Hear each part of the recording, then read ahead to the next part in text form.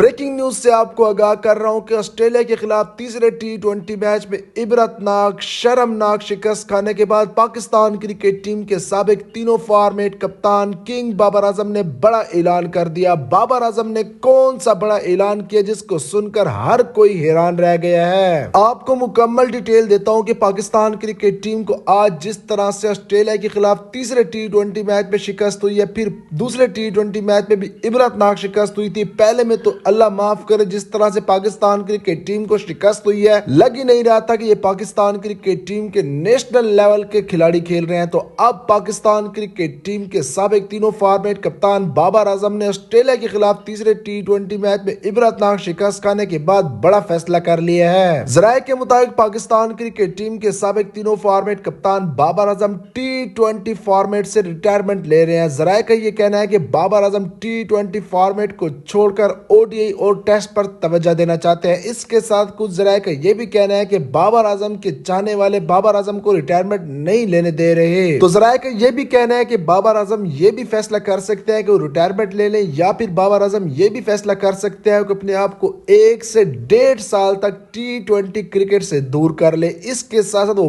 PSL بھی نہیں کھیلیں گے۔